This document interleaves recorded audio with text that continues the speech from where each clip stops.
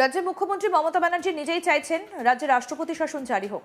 সাম্প্রতিককালে তিনি যে সমস্ত ঘটনা ঘটাচ্ছেন সেটা সুনিশ্চিতভাবেই ঘটাচ্ছেন এবং সুচিন্তিতভাবেই এগুলো করছেন। এটা সাংবিধানিক সংকট তৈরি করার ঝোঁক।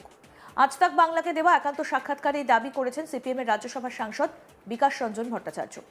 তার মতে সাংবিধানিক পদে থেকে তিনি তদন্তকারী সংস্থার পদে বাধা দিলেন। এরপর তিনি নির্বাচন কমিশনে চলে গেলেন।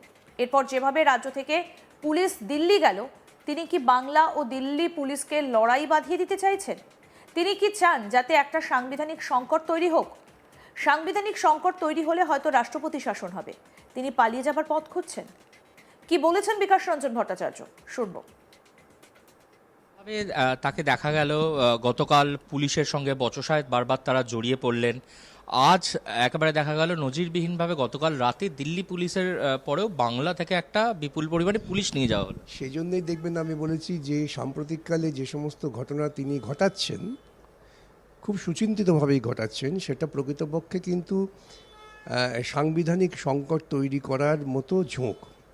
দেখবেন তিনি যখন তদন্ত করতে আসছে ইডি সিবিআই, তাদের বিরুদ্ধে আমাদের 1,00,000 অভিযোগ থাকতে পারে, কিন্তু একটা রাজ্যের মুখ্যমন্ত্রী তিনি যদি মনে করতেন তার দলের অন্য কোনো নেতা গিয়ে ওটা ছিনিয়ে নিয়েছেন, প্রশ্ন ছিল না। কিন্তু মুখ্যমন্ত্রী তিনি সাংবিধানিক পদে থেকে একটি তদন্তকারী সংস্থার কাজে বাধা দিলেন।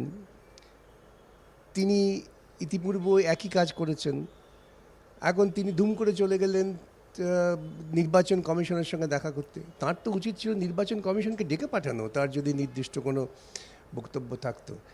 এবং তিনি দিল্লি পুলিশের সঙ্গে রাজ্য পুলিশের কি লড়াই বাঁধিয়ে দিতে চান?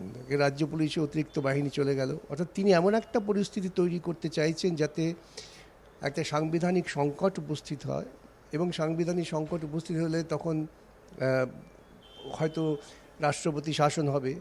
এবং মনে প্রাণে, এটা আমার বিশ্লেষণ 100% ভুল হতে পারে, কিন্তু তার ঘটনা পরম্পরা থেকে মনে হচ্ছে তিনি পালিয়ে যাওয়ার পথ খুঁজছেন। কেন, মানুষ প্রচণ্ড বিক্ষুব্ধ, এবং সেই পালিয়ে যাওয়ার পথ খোঁজার জন্যই তিনি হয়তো চাইছেন তার রাষ্ট্রপতি শাসন হয়ে যাক। হয়ে গেলে পরে তাহলে তিনি কাঁদুনি গাইতে পারবেন নির্বাচনের মুখে দাঁড়িয়ে। এটা হয়তো তার মনের গোপন আকাঙ্ক্ষা, এবং তারই প্রতিফলন ঘটছে তার বিভিন্ন কর্মকাণ্ডের মধ্য দিয়ে। সেটাই আমার অভিমত। আমার অভিমতের পাল্টা অভিমত অনেক থাকতে পারে, সেটা ভালো কথা।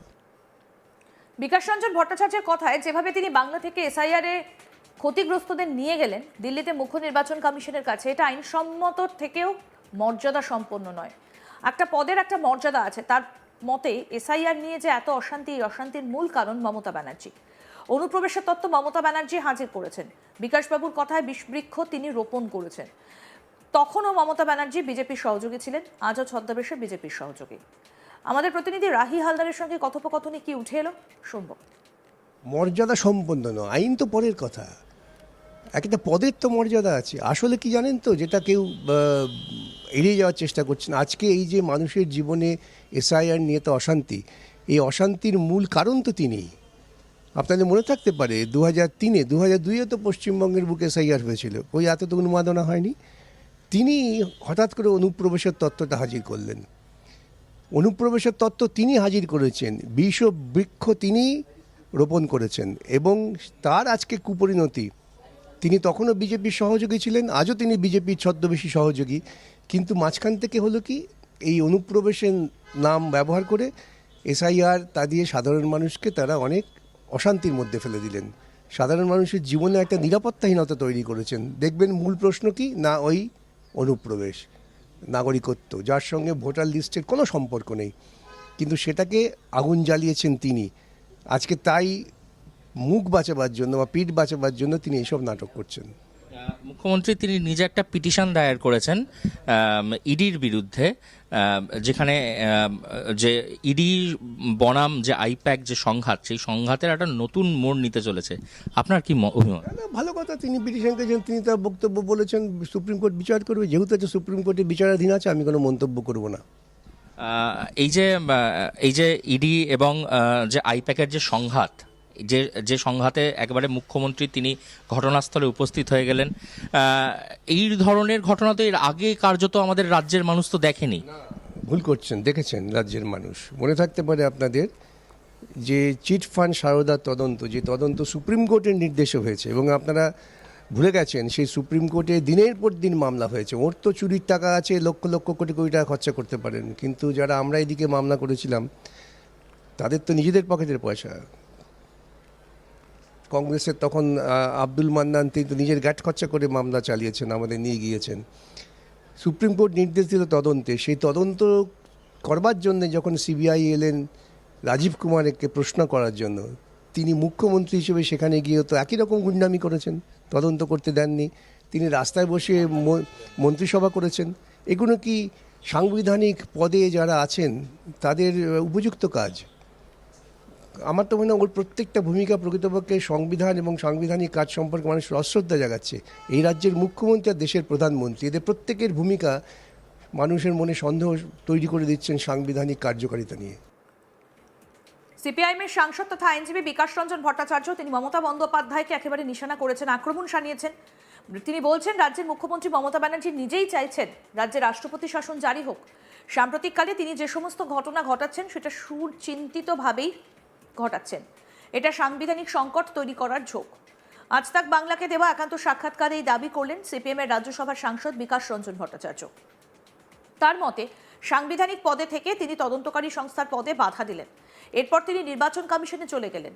যেভাবে রাজ্য থেকে পুলিশ দিল্লি গেল, তিনি কি বাংলা ও দিল্লি পুলিশকে লড়াই বাঁধিয়ে দিতে চাইছেন? তিনি কি চান যাতে একটা সাংবিধানিক সংকট তৈরি হোক?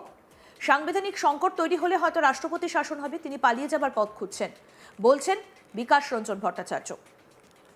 একই সঙ্গে তিনি বলছেন যেভাবে তিনি বাংলা থেকে এসআইআর ক্ষতিগ্রস্তদের নিয়ে গেলেন দিল্লিতে মুখ্য নির্বাচন কমিশনারের কাছে, এটা আইনসম্মত থেকেও মর্যাদা সম্পন্ন নয়। একটা পদে একটা মর্যাদা আছে। তার মতে এসআইআর নিয়ে যে এত অশান্তি, এই অশান্তির মূল কারণ মমতা ব্যানার্জি। অনুপ্রবেশের তত্ত্ব মমতা ব্যানার্জি হাজির করেছেন। বিকাশবাবুর কথায় বিষবৃক্ষ তিনি রোপণ করেছেন। তখনও মমতা ব্যানার্জি বিজেপির সহযোগী ছিলেন, আজও ছদ্মবেশে বিজেপির সহযোগী, বলছেন বিকাশ রঞ্জন ভট্টাচার্য। কি বললেন তিনি, কথোপকথনে কি উঠে এলো, আসুন আরেকবার শুনে। তাকে দেখা গেল গতকাল পুলিশের সঙ্গে বচসায় বারবার তারা জড়িয়ে পড়লেন।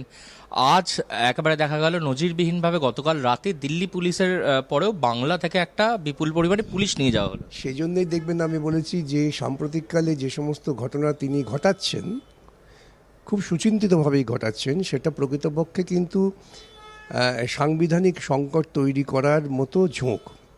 দেখবেন তিনি যখন তদন্ত করতে আসছে ইডি সিবিআই, তাদের বিরুদ্ধে আমাদের 1 লক্ষ অভিযোগ থাকতে পারে, কিন্তু একটা রাজ্যের মুখ্যমন্ত্রী তিনি যদি মনে করতেন তার দলের অন্য কোনো নেতা গিয়ে ওটা ছিনিয়ে নিয়েছেন, প্রশ্ন ছিল না। কিন্তু মুখ্যমন্ত্রী তিনি সাংবিধানিক পদে থেকে একটি তদন্তকারী সংস্থার কাজে বাধা দিলেন।